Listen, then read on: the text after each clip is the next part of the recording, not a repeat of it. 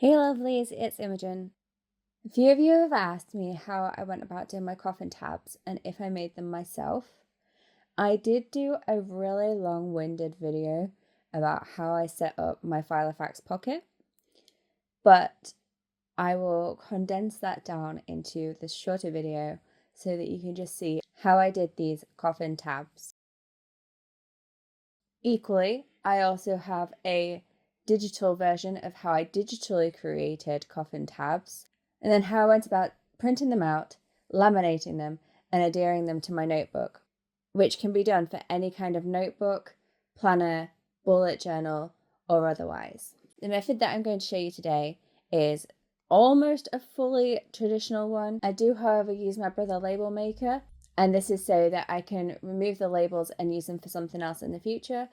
Alternatively, you could just write on the coffin tabs, but I then go about laminating it, which would make it more permanent, and I like to be able to repurpose the things that I do in the future. So what I did was take some plain black card and then sketched out a coffin design that I liked using a pencil and a ruler. Once I was happy with the shape that I got, I simply cut this out.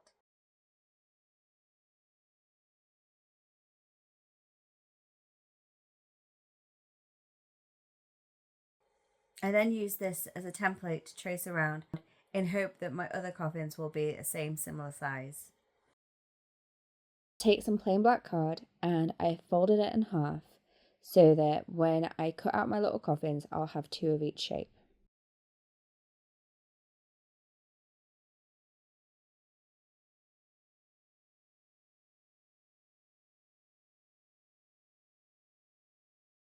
I simply cut these out. As I said, because I'd folded the card in half, when I cut them out, I had two identical coffins. I'd recommend that you keep these together in their pairs so that when you put them onto your pages, they are the same size. However, my dogs decided to up-tip my tray and send my little coffins flying everywhere, so I had to play a little game of mix and match.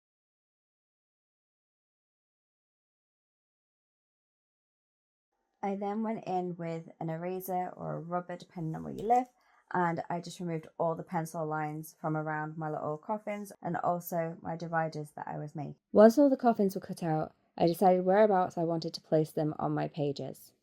Given every experience I've had with creating tabs for my dividers, I never managed to get these to line up properly. So don't worry too much if you don't either. I then took a double-sided adhesive roller tape and I simply just adhered these little coffins down onto my different divider pages that I'd previously cut out.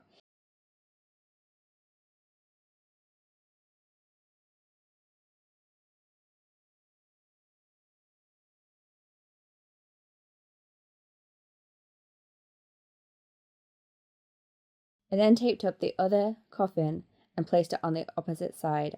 This makes it both thicker and a little bit sturdier as a tab, but it isn't a necessity if you don't want to put coffins on both sides of your page. I, however, like the look and I didn't just want on the back to have a weird half a coffin. And also I wanted them to be sturdier. If you're using a thinner card or paper, you might want to triple, quadruple, just to make these a little bit thicker, or add a piece of chipboard between. I, however, am happy with the card that I used, which is just general black cardstock.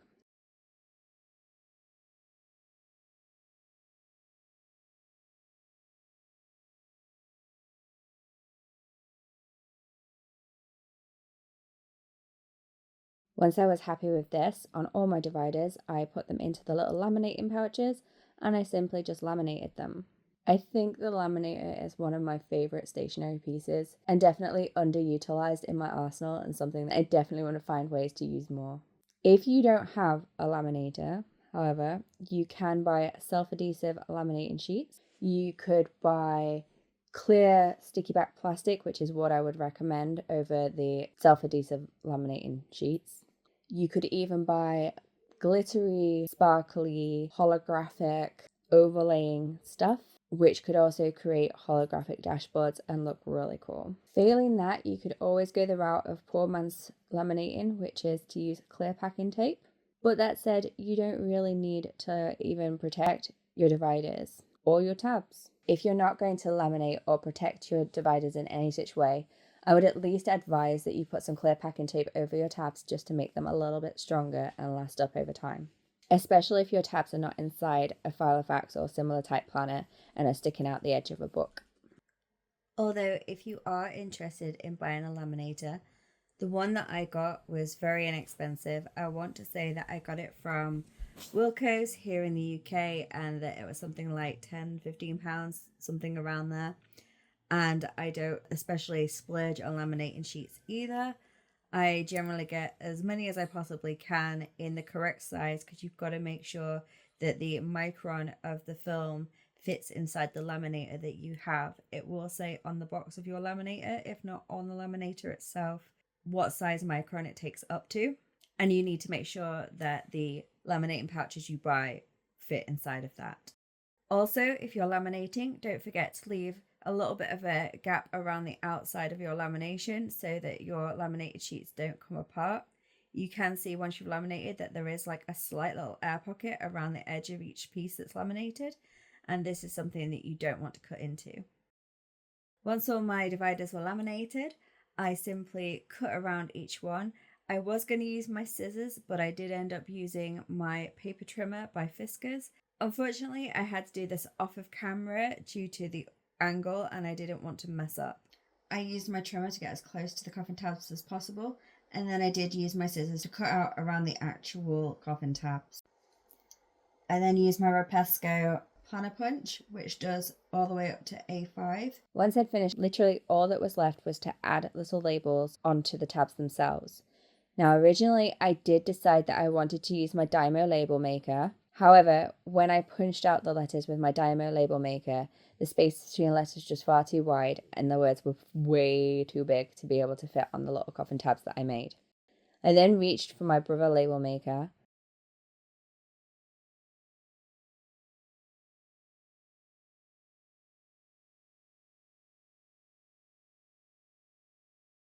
and I chose a gothic-y looking font. I think it was called German something. I'll put the name on the screen. I then chose what size I wanted to print this at, which I printed at a medium size. If you don't have a label maker, you can always print out the little labels using a printer and then adhere them on using glue, or if you made them into stickers. Equally, you could always handwrite on card or paper and cut them out and adhere them that way as well. My biggest advice to you would be, don't let what you don't have stop you from creating. Use what you have and you can always make something beautiful. And if you don't like it, you can always remake it later. I then took my scissors and cut the little labels down to make them smaller.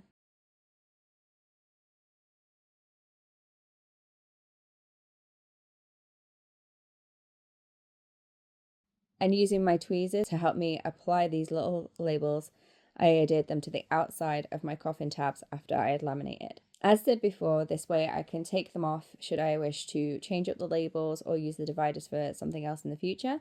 However, if you wanted them to be more permanent, you could always do your labels prior to laminating.